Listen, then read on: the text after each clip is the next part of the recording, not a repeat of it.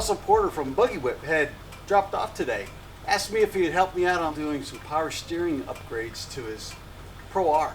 He's got some little feedback that he has when he's driving out there in Glamis on all the choppy stuff. It's all the feedback's driving him crazy. He asked me what I could do, so we're going to do an upgrade. So I'm going to bring in Lyle Spreco from ePowerSteering. He's a mechanic here. He's going to do the installation. He's my head guy here.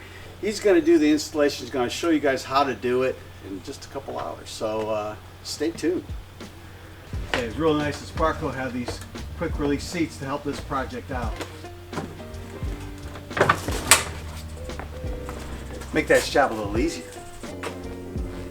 So this is everything that's included in the kit. So we're just going to drop out the new column, and it's all plug and play and bolt on, so it should be pretty quick and straightforward. You want to remove your old column, just start with the gauge cluster. Just 4 bolts and a plug.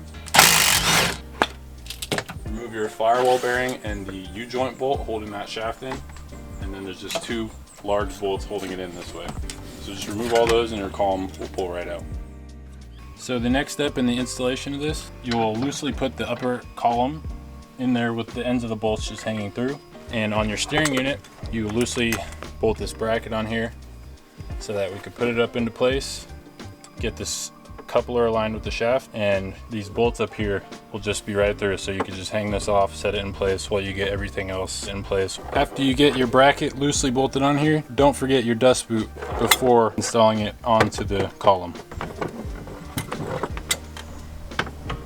So before you put the bracket through the long bolts up top, you want to make sure to get your upper coupler lined up with the steering unit.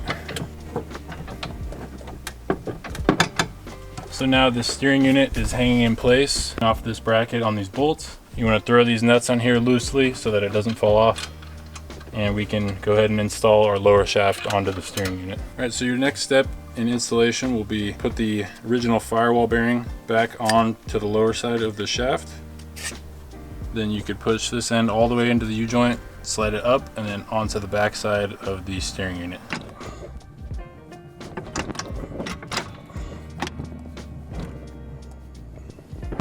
So after you get all the components loosely bolted in, you can start to put the set screws in the upper spline and lower spline.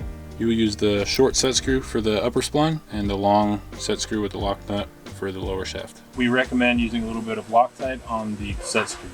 So after you get everything loosely bolted up and in place, and you mount your ECU to the bracket, you can go through all your bolts and tighten them up snug. Our controller plug is equipped with the pigtail that goes into the bus bar of this. This end goes into our ECU, and this one you'll plug in to the third plug from the right. It's important with these kits to run the power harness directly to the battery, so we run it through these side panels up and away from any moving parts directly into the ECU. We found this to be the best spot to mount the adjustment knob. It's in reach, but it's not going to be broken off if you accidentally hit it. So here's what the kit looks like completely installed. The gray DTM plug connecting the sensor to the ECU must be fastened down to something solid to avoid coming loose during off-roading or any harsh driving. So Russell has driven these kits hard in his other UTVs and has really put them to the test. Let's hear what he has to say. Hey Russ, come pick up your car. Yeah. So did you hear some good things? What do you know? If you have not ever tried this power steering unit, you have to try it. So I'm a big Polaris guy. I've driven UTVs for many, many years. When you're in Glamis on a busy weekend, you feel the shake in the wheel. And so what ePowerSteering has done is they put a secondary unit between the firewall and the steering wheel. And what that unit does is it takes all the feedback out of the wheel. We put it in our other car and we drove in Glamis with it.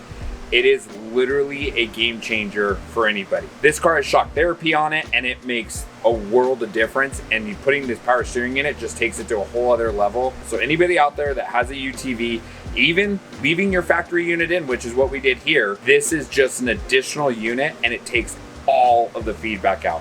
It is literally a game changer in driving your UTV. I cannot explain to you how much it's worth doing this. It's amazing how much difference it is. We mounted the adjustment controller here on the dash. You can turn it down. It gives you the different settings on soft, medium, hard, like what the Polaris does, but this gives you a little more granular settings on it. And for most guys, I would say you don't need anything more than half. Just leave it at half. It's going to take all that feedback from the ride and make it more enjoyable. And technically, once you turn it on, the feedback's gone.